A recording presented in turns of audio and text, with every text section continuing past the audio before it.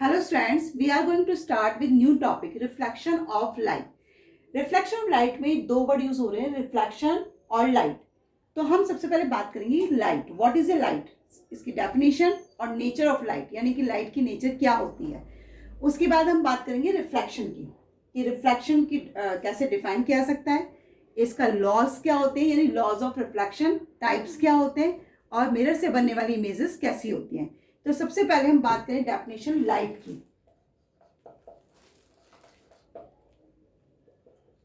Light क्या होती है?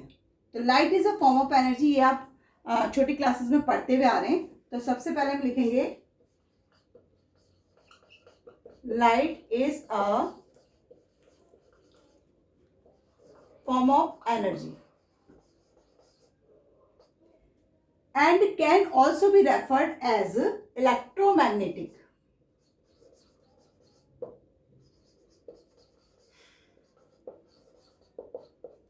Electromagnetic radiation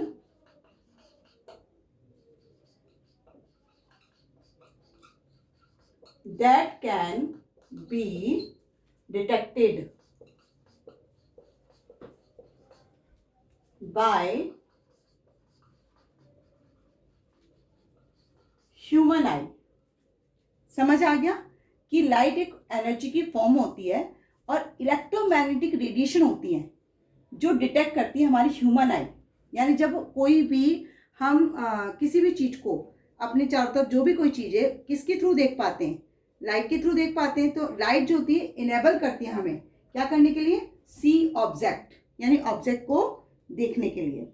ये लाइट की टेंडेंसी होती है. अगर लाइट ना हो तो शायद हम इनेबल भी ना कर पाए, है ना. तो light enable us to see the object from which it comes after reflection.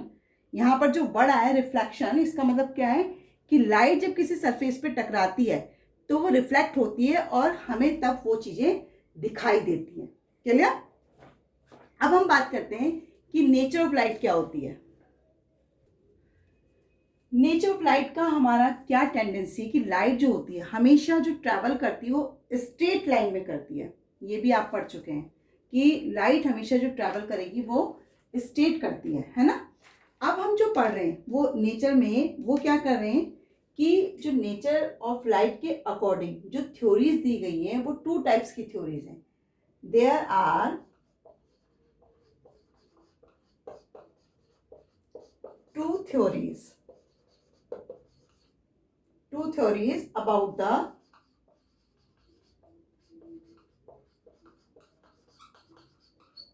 nature of light. तो इसमें फर्स्ट थ्योरी क्या है हमारी, वेव थ्योरी.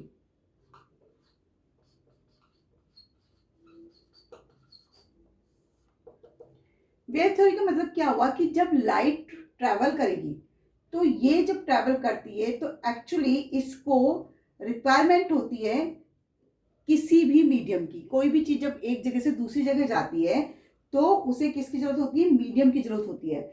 लेकिन वेव थ्योरी में किसी भी मीडियम की जरूरत नहीं होती है. समझ आया. तो अकॉर्डिंग टू वेव थ्योरी हम इसकी डेफिनेशन क्या लिखेंगे. According to wave theory light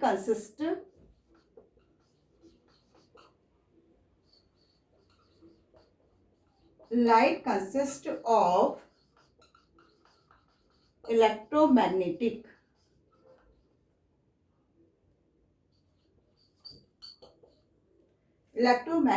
wave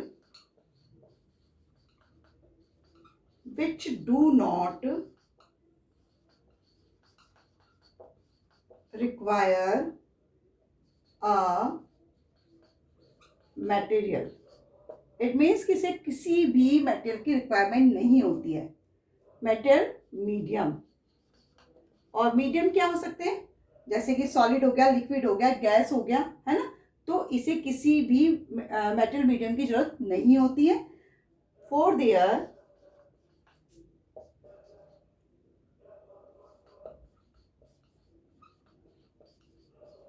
propagation. समझ आया वेव थ्योरी क्या है. वेव थ्योरी यानी वेव के रूप में ट्रैवल करना, लाइट का एक जगह से दूसरी जगह ट्रैवल करना, है ना. तो वेव जो होगी वो क्या होगी, light consist of electromagnetic wave. It means कि लाइट जो होती है इलेक्ट्रोमैग्नेटिक वेव से कंसिस्ट रहती है या बनी हुई रहती है, लेकिन इसको कोई रिक्वायरमेंट नहीं होती कोई इसको मीडियम मिले, सॉलिड लिक्विड या गैस कुछ भी मीडियम मिले, इसकी रिक्वायरमेंट इसे नहीं होती। ये स्ट्रेट लाइन में ट्रेवल करती रहती है। क्लियर हुआ वेव थ्योरी क्या है? अब वेव थ्योरी में हम एक चीज और देखते हैं कि जो वेवलेंथ होती है लाइट की, जो विजिबल लाइट की वेवलेंथ होती है, इसे मैं रफ कर रही हूँ यहाँ पर, और इसी वेव थ्योरी में आप क्या शो करके दिखाएंगे कि जो वेवलेंथ होती है,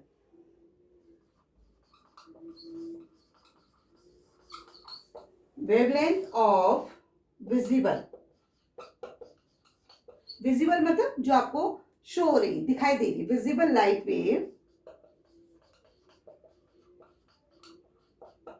इज वेरी स्मॉल। जो वेवलेंथ होती है विजिबल लाइट की वो क्या होती है, बहुत ही स्मॉल होती है। क्लियर? और ये कितनी हो सकती है, 4 मल्टीप्लाई 10⁻⁻7 मीटर से लेकर 8 मल्टीप्लाई 10⁻⁻7 मीटर तक, ये इसकी लेंथ होती है। क्लियर? दूसरी बात हम बात करेंगे कि जो स्पीड होती है लाइट की, जो लाइट ट्रेवल करती है वो कितने स्पीड से करती है, तो स्पीड ऑफ लाइट क्या हो जाती है इसकी, देखिए स्पीड ऑफ लाइट जो आपका वैक्यूम में भी रहेगी और एयर में भी, तो लाइट वेव्स, स्पीड की बात करें हम लाइट वेव्स की, ध्यान रखना ये क्या होती है, इज वेरी हाई, और ये कितनी होगी, 3 मल्टीप्लाई 10⁸ मीटर पर सेकेंड।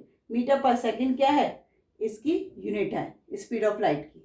तो दोनों बातें आपको क्लियर हुई कि जो वेवलेंथ है वो कितनी रहती है, वो बहुत स्मॉल रहती है, जो 4 × 10⁻⁻7 से कितनी रहेगी, 8 × 10⁻⁻7 मीटर तक रहती है, और स्पीड ऑफ लाइट जो इसकी होती है वो कितनी होगी, हाई होती है, 3 × 10⁸ मीटर पर सेकेंड। दोनों बातें समझ आ गई? अब हम बात करी थी हमने, देयर आर 2 थ्योरीज, तो फर्स्ट थ्योरी तो हमारी कौन सी थी, वेव थ्योरी। सेकंड थ्योरी की बात कर लेते हैं। सेकंड थ्योरी कौन सी हमारी, particle theory.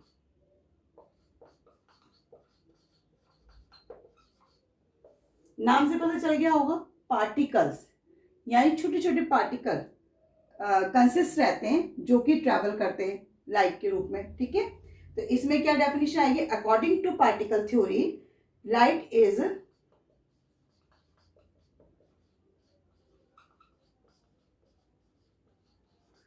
composed of particles, which travel in, अभी मैंने बात करी थी स्टेट ट्रैवल करता है, straight line at very high speed. Definition clear हुई पार्टिकल थ्योरी की कि according to particle theory light is a compose of particles, यानी अब जो लाइट है यानी जो रेडिएशन जा रही है वो किससे बनी हुई है, पार्टिकल से, छोटे छोटे पार्टिकल्स, टाइनी पार्टिकल से मिलकर बनी हुई है, जो ट्रैवल करते हैं बिल्कुल स्ट्रेट, और कैसे करते हैं, हाई स्पीड में। क्लियर? यानी 3 × 10⁸ मीटर पर सेकेंड की स्पीड में क्या करते हैं, ट्रैवल करते हैं। और जो पार्टिकल्स होते हैं, समझ आए, इन पार्टिकल्स को हम सेकंड नेम किस नाम से जानते हैं, फोटोन। ये भी ध्यान रखना, इनको हम क्या कहते हैं, फोटोन कहते हैं। जो छोटे छोटे पार्टिकल्स होते हैं उनकी बात हो रही है, इनको हम फोटोन कहते हैं। क्लियर? दोनों थ्योरी समझ आ गई नेचर ऑफ लाइट की।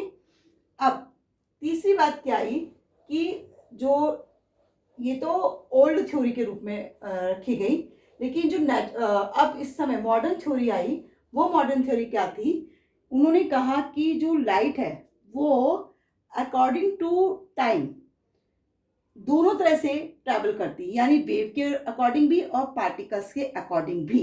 और इस थ्योरी को क्या नाम दिया गया है, मॉडर्न थ्योरी नाम दिया गया है। इस जो अब आई है उसे हम क्या कहते हैं, मॉडर्न थ्योरी।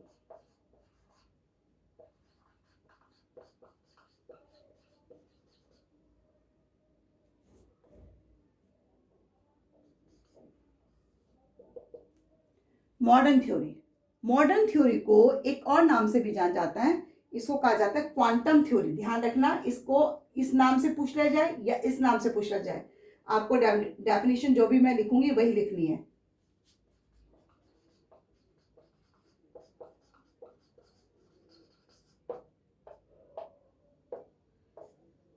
इसको क्वांटम थ्योरी के नाम से भी जाना जाता है। क्लियर? क्या होता है क्वांटम थ्योरी? अब आपसे पूछा सकता है क्वांटम थ्योरी क्या है, what is a modern theory या क्वांटम थ्योरी। तो इसको कैसे डिफाइन करेंगे हम, वो भी देखते हैं। तो according to the modern theory, आप सबसे पहले ये लाइन लिखेंगे कि according to the modern theory क्या हो सकती है, लाइट हैज अ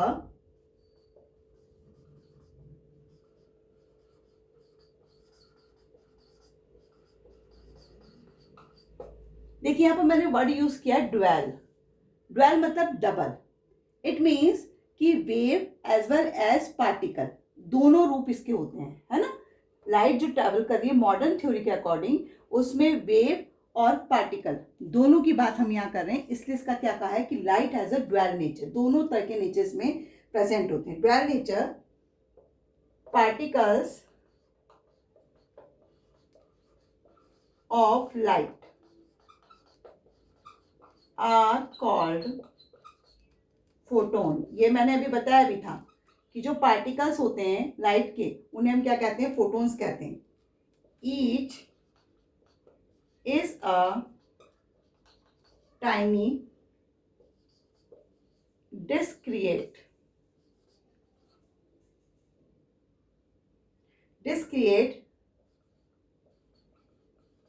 बंडल। देखिए यहां बात करी मैंने टाइनी डिस्क्रिएट बंडल। बंडल मतलब छोटे छोटे पार्टिकल से ना बंडल का रूप ले लेते हैं, समझा, इसलिए हमने उसको बंडल कहा है। बंडल हुज एनर्जी इज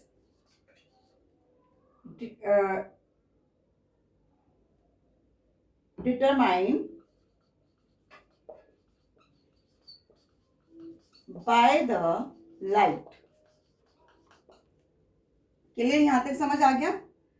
अब हम बात करते हैं कि जब, देखिए क्या क्वांटम थ्योरी क्या हुई कि लाइट का जो नेचर होता है ड्वेल होता है। ड्वेल मतलब wave as well as particles.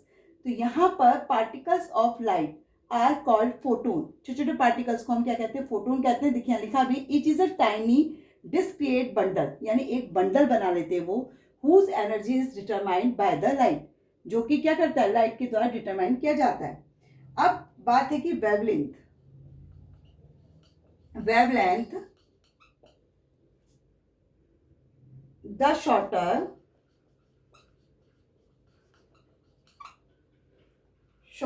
the greater energy।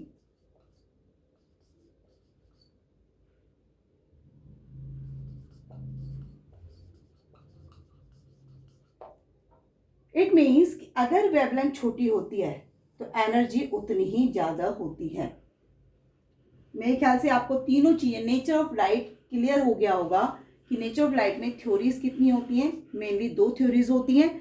और तीसरी थ्योरी जो है मॉडर्न थ्योरी, जो आजकल मतलब now days it is a present modern theory, जिसे हम क्वांटम थ्योरी के नाम से भी जानते हैं। और क्वांटम थ्योरी क्या होती है कि light has a dual nature, particles of a light are called photon, each is a tiny discrete bundle whose energy is determined by the light। अब वेवलेंथ अगर शॉर्टर है तो नेचर की एनर्जी भी ज्यादा होगी। नेक्स्ट टॉपिक हमारा था reflection of light. Reflection of light की डेफिनेशन क्या होती है, सबसे पहले तो हम वो देखेंगे। It is the phenomena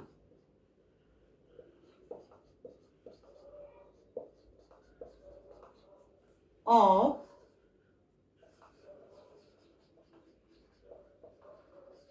bouncing back of light in the same medium striking the surface of any object। Definition clear हो गई कि रिफ्लेक्शन ऑफ लाइट क्या है? ये एक प्रकार का फिनोमिना है। डेफिनेशन में आप लिखने को तो कुछ भी लिखो, छोटे क्लास में भी आपने पढ़ी है, लेकिन एक तरीका होता है। डिफाइन हमेशा अच्छा हो तो नंबर भी अच्छे मिलते हैं, है ना? तो तरीके से लिखा जाए। तो हम क्या बात कर रहे थे कि रिफ्लेक्शन ऑफ लाइट क्या है? It is the phenomenon of bouncing back of light in the same medium striking the surface of any object. इसको हम एक डायग्राम की हेल्प की सहायता से कर सकते हैं। ये आपका एक कोई मिरर है, यहां पर ये कोई एक पॉइंट है O। इस पर जब कोई लाइट गिरती है, देखिए ये लाइट इस पर गिर रही है, तो ये क्या होगी? इसने कहा है कि बाउंसिंग बैक, बाउंस हुआ और बैक होगा इन द सेम मीडियम। इस मीडियम से आई थी तो इसी मीडियम पर वापस जाएगी। स्ट्राइकिंग मतलब टकराएगी the surface of any object, किसी भी सरफेस ऑफ एनी ऑब्जेक्ट। तो यहां से ये वापस आ जाती है, ये गई है और ये वापस आई है। समझ आया कि क्या किया हमने क्या नहीं? तो light falls on a mirror, ये जो जा रही है ये क्या है? Light falls on a mirror. और ये क्या है? ये भी मिरर है ना? और ये जो है ये क्या हो रही है? ये लाइट, ये जो वापस आई इसी मीडियम में, ये हो रही है रिफ्लेक्टेड। तो आप क्या लिखेंगे? लाइट इज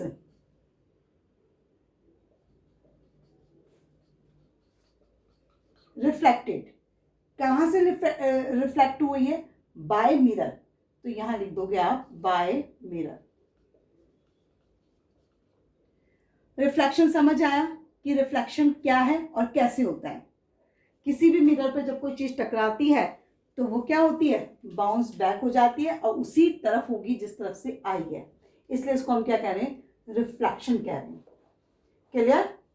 अब हम एक चीज और देखते हैं कि जो रिफ्लेक्शन होता है वो हमेशा ध्यान रखना कि जो मिरर आप लेते हैं उसकी जो सरफेस होती है, जैसे आपने मिरर लिया, इसकी जो सरफेस होती है ये पॉलिश्ड होती है ना?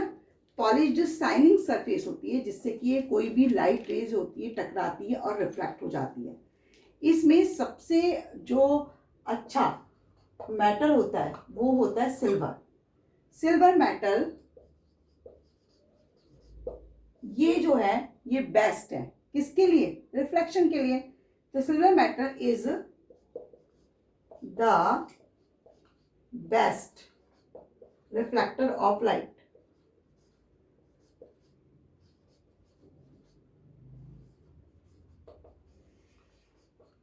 समझ आया? यानी सिल्वर का पॉलिश किया जाएगा तो उससे क्या होगा? वो शाइनिंग सरफेस होती है तो बाउंसिंग बैक इजी वे में हो पाती है। समझ आ गया किस प्रकार से रिफ्लेक्शन होता है और क्या है ये? आगे हम पढ़ते हैं law of reflection. Laws of reflection of light में आपको एक डायग्राम दिखाई दे रहा होगा। इसमें हमने जो m और m डैश जो लिया है वो क्या है? हमारा प्लेन मिरर है। प्लेन मिरर या स्फेरिकल मिरर, किसी भी मिरर से हम क्या कर सकते हैं? लॉज ऑफ रिफ्लेक्शन को फाइंड आउट कर सकते हैं। इसके दो लॉ होते हैं, first law and second law. तो यहाँ पर हमने क्या देखा कि मिरर जो होता है इसका middle point is a O, point of incident. Point of incident का मतलब कि जब रे इस पर गिरेगी तो ये जो रे गिर रही है वो इंसिडेंट रे हुई, और जहां गिर रही है वो पॉइंट है जहां गिरने का, और इसको वापस उसी तरफ आना है जिस तरफ से गई थी। तो उस रे को हम रिफ्लेक्टेड रे कहते हैं। ये भी हम थोड़ी देर पहले देख चुके हैं। अब इन दोनों रे के बीच में जो नॉर्मल आपको दिखाई दे रहा है ये इसको आइडेंटिफाई करता है कि एंगल आई कितना है और एंगल आर कितना है। इसके अकॉर्डिंग हम देखते हैं कि लॉ क्या है, फर्स्ट लॉ क्या है। तो द इंसिडेंट रे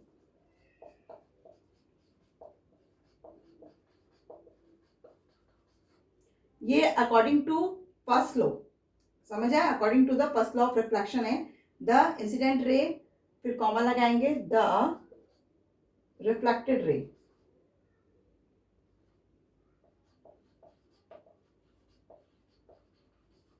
and normal.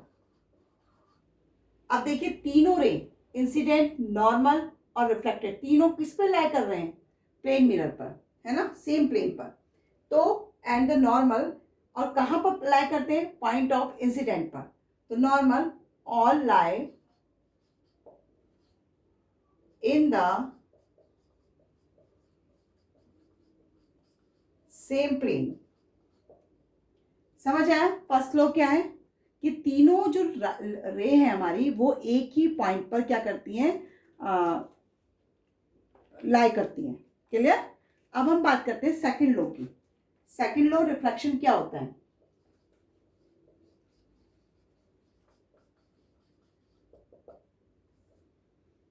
Second law of reflection, कई बच्चे क्या होते हैं डायरेक्ट लिख देते हैं, बहुत अच्छी बात है, डायरेक्ट लिखना भी कोई बुरी बात नहीं है, नंबर बस 0.5 या 1 मार्क्स कट जाएगा। तो ध्यान रखें कि तरीके से हर चीज को आपको आइडेंटिफाई करनी। तो according to the second law of reflection क्या हो जाएगा? The angle of reflection is always equal to the angle of incident. यानी एंगल, देखो इंसिडेंट एंगल को हमने आई से और रिफ्लेक्टेड एंगल को आर से रिप्रेजेंट किया है। तो ये कह रहा है कि एंगल ऑफ रिफ्लेक्शन जो होता है हमेशा इक्वल होता है एंगल ऑफ इंसिडेंट के। तो angle I is equal to angle R होगा। एग्जाम्पल के रूप में हम लिख सकते हैं कि angle I is a 30 degree. तो एंगल आर कितना होगा? अब आप देखिए एंगल आई के इक्वल में एंगल आर है, तो एंगल आई 30 डिग्री है, तो एंगल आर भी कितना हो जाएगा? 30 डिग्री, क्योंकि बोथ आर इक्वल। क्लियर? आपको यहाँ पर जो आपको लॉ ऑफ रिफ्लेक्शन शो करके दिखाने, वो सिर्फ ये तो मैंने एग्जाम्पल के रूप में आपको शो किया है, सिर्फ आप इतना लिखेंगे, angle I is equal to angle R तक। ये आपका क्या होगा? लॉज ऑफ रिफ्लेक्शन होंगे। नेक्स्ट टॉपिक हमारा आता है टाइप्स ऑफ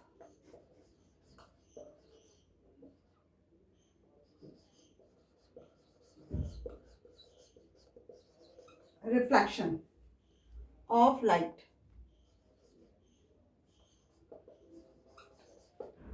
ये हमारा 2 टाइप्स का होता है। कौन कौन सा? एक तो होता है रेगुलर और एक होता है इररेगुलर। इररेगुलर रिफ्लेक्शन को हम डिफ्यूज रिफ्लेक्शन भी कहते हैं। क्लियर?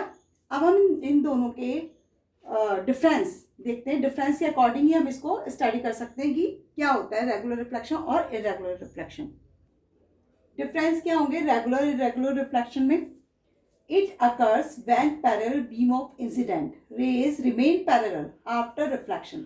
इट मीन्स कि रेगुलर रिफ्लेक्शन में क्या होगा कि जब कोई भी पैरेलल बीम ऑफ इंसिडेंट, जब भी रे कोई गिरती है तो जब वो वापस आती है आफ्टर रिफ्लेक्शन तो वो उसके पैरेलल पर ही रहती है, जबकि इसमें ऐसा इररेगुलर में नहीं होता है क्योंकि पैरेलल बीम ऑफ लाइट जाती ही नहीं है।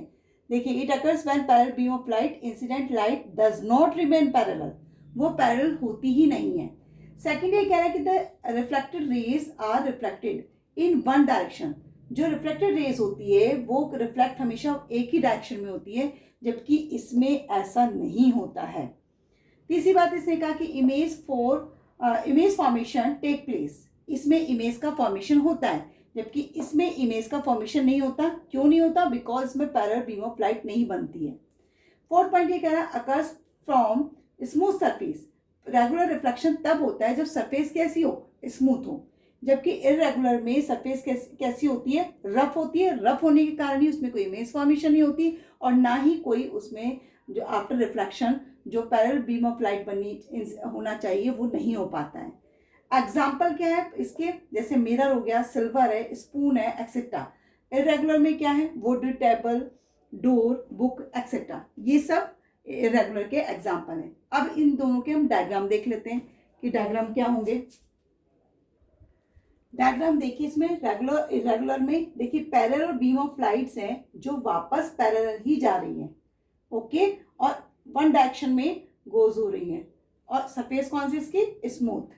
जबकि इरेगुलर रिफ्लेक्शन में पैरेलल बीम ऑफ लाइट किसी भी डायरेक्शन में जा रही है, कोई उधर जा रही है, सॉरी इसका जो साइन है वो ऐसे लगाएंगे आप, क्लियर, और कोई इधर आ रही है, कोई कहीं जा रही है, कोई, तो मतलब पैरेलल नहीं है। तो इसलिए रे जो लाइट रेज हैं रिफ्लेक्टेड इन डिफरेंट डायरेक्शन, अलग अलग डायरेक्शन में। और सरफेस भी आप देखिए इसकी क्या है, रफ सरफेस है, क्लियर। और ये सरफेस क्या होती है, स्मूथ सरफेस होती है। तो types of reflection of light clear हो गया होगा आपको। नेक्स्ट टॉपिक हम पढ़ते हैं ऑब्जेक्ट एंड इमेज क्या होती है। नेक्स्ट टॉपिक हमारा होता है ऑब्जेक्ट एंड इमेज। ऑब्जेक्ट क्या होता है और इमेज क्या होती है। तो सबसे पहले हम ऑब्जेक्ट की बात करते हैं, डेफिनेशन ऑब्जेक्ट की देखते हैं कि ऑब्जेक्ट क्या होता है। ऑब्जेक्ट मतलब कोई भी ऑब्जेक्ट जो भी आप सामने रखते हैं, है ना, आप भी एक ऑब्जेक्ट ही है। तो anything which gives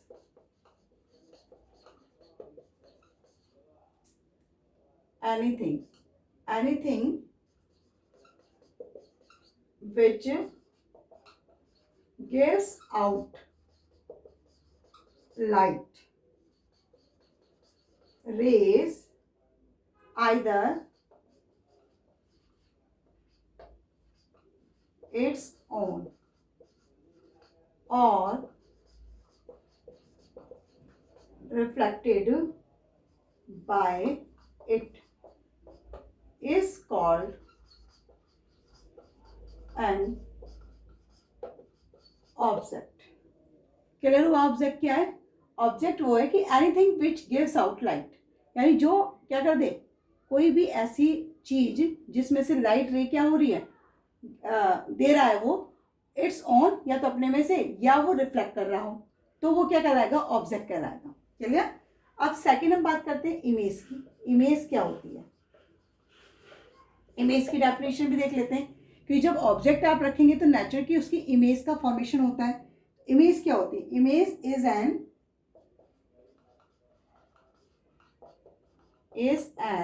optical appearance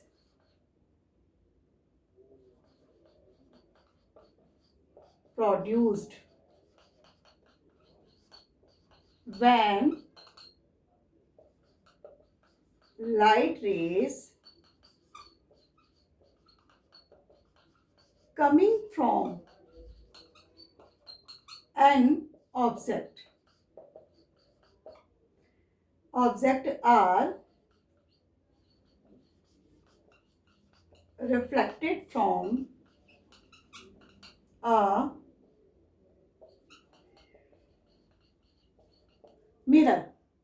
image क्या है, image is an optical appearance produced when light rays coming from an object. जब ऑब्जेक्ट से कोई लाइट आती है ना, तो वो लाइट क्या होगी, रिफ्लेक्ट हो जाती है, चाहे वो मिरर हो या कोई अदर स्फेरिकल मिरर हो, प्लेन मिरर भी होते हैं और कॉन्केव कॉन्वेक्स मिरर भी होते हैं। तो उनसे जब टकराकर वापस आती है तो एक इमेज फॉर्मेशन हो जाती है, यानी ऑप्टिकल अपीयरेंस आपको दिखाई देता है या प्रोड्यूस होता है, तो वो क्या कहलाती है, इमेज कहलाती है। जैसे फॉर एग्जांपल आप मिरर में अपना फेस देखते हैं, तो वो क्या है, आपकी इमेज है। अब इमेज क्या होती है, टू टाइप्स की इमेज होती है, वो भी देखते हैं क्या है।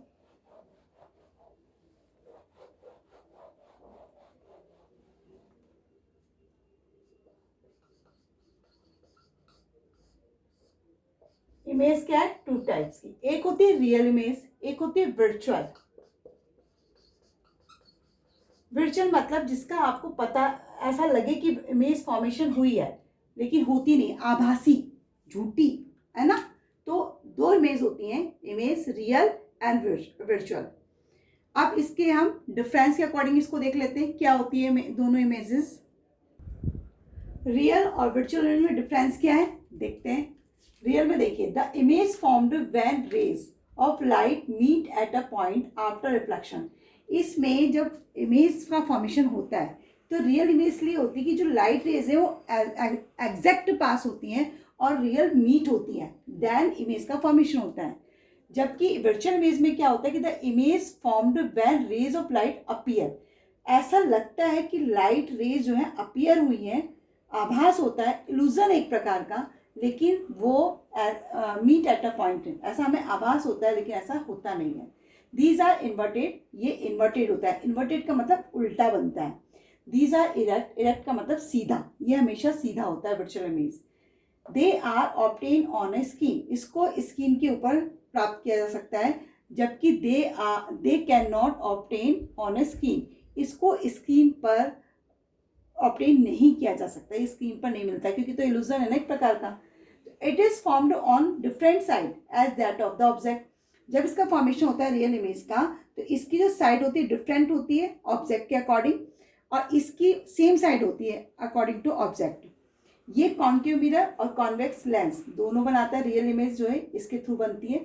वर्चुअल इमेज में plane mirror always formed a virtual image, convex जो मिरर है वो भी वर्चुअल इमेज का फॉर्मेशन करता है। कॉन्केव मिरर तब वर्चुअल इमेज का फॉर्मेशन करता है जबकि ऑब्जेक्ट कहाँ रखा हो, फोकस पे रखा हो। तो is that clear, real image और वर्चुअल इमेज क्या होती है और उनमें डिफरेंस क्या होता है। ओके, नेक्स्ट टॉपिक हमारा क्या आता है, लेटरल इन्वर्जन। आप जब अपना फेस मिरर में देखते हैं तो आपने देखा होगा कि आपका जो लेफ्ट है राइट दिखाई देता है, राइट है लेफ्ट दिखाई देता है, same as it is lateral inversion है। When an object is placed in front of a plane mirror, जब आप प्लेन मिरर के सामने रखते हैं अपने आप को, तो then the right side of object appear to becomes the left side, आपका जो राइट साइड है वो लेफ्ट साइड दिखाई देता है of image, and the left side of object appears to become the right side, और आपका जो लेफ्ट है वो उसमें अपीयर होता है मिरर में राइट साइड पर of image. This change of sides of an object, जो साइड की चेंजेस है ऑब्जेक्ट की, and it's mirror image is called lateral inversion, इसी को हम क्या कहते हैं, लेटरल इन्वर्जन कहते हैं। और इसका सबसे अच्छा एग्जाम्पल है एम्बुलेंस। आपने देखा होगा कि एम्बुलेंस पर हमेशा उल्टा लिखा रहता है क्योंकि वो एक मिरर इमेज है।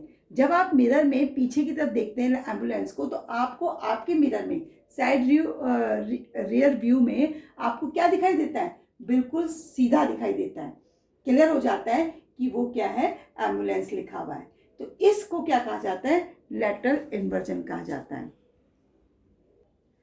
लेटरल इन्वर्जन के बाद एक चीज और आपको मैं क्लियर करूं कि जो पोजीशन होती है इमेज फॉर्म होने की प्लेन मिरर से, हमेशा जब भी इमेज फॉर्म होती है प्लेन मिरर से तो at the same distance behind the mirror as the object, जितना ऑब्जेक्ट आपने इन फ्रंट ऑफ रखा है मिरर के, उतने सेम डिस्टेंस पर इमेज का फॉर्मेशन होता है, किसमें, प्लेन मिरर में। तो अब हम क्या देखते हैं, प्लेन मिरर की कैरेक्टरिस्टिक्स देखते हैं कि कैरेक्टरिस्टिक्स क्या होती हैं प्लेन मिरर की। Characteristics of image form by plane mirror, plane mirror से बनने वाली जो इमेज होती है उसकी कैरेक्टरिस्टिक्स क्या होती हैं। तो अभी मैंने आपसे कहा था कि जब प्लेन मिरर के सामने आप ऑब्जेक्ट को रखते हैं तो मैंने आपको बोला कि वो कहाँ बनता है, सेम डिस्टेंस पर ही बनता है, तो नेचुरली सेम साइज का होगा।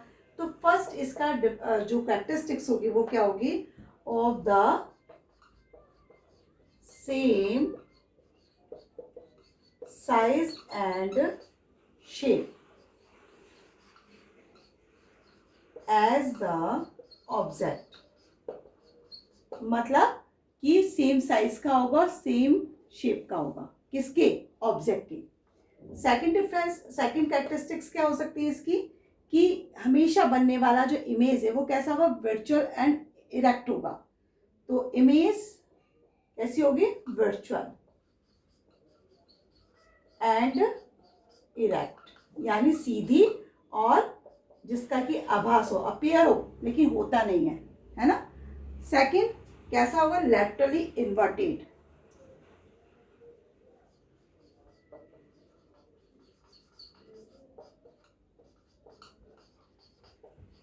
लैटरली इन्वर्टेड किसके, ऑब्जेक्ट के, जैसा ऑब्जेक्ट होता है उसके लैटरली इन्वर्टेड होता है, वो आपने अभी देखा है लैटरली इन्वर्जन। जो अभी हमने इन्वर्जन समझा है वही है ये लैटरली इन्वर्टेड, यानी आपका राइट साइड मिरर में कैसा दिखाई देता है, लेफ्ट और लेफ्ट राइट दिखाई देता है, तो उसी को हमने कहा लेटरली इन्वर्टेड होता है।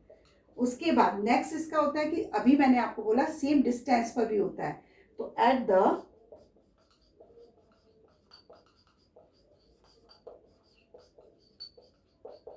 at the same distance from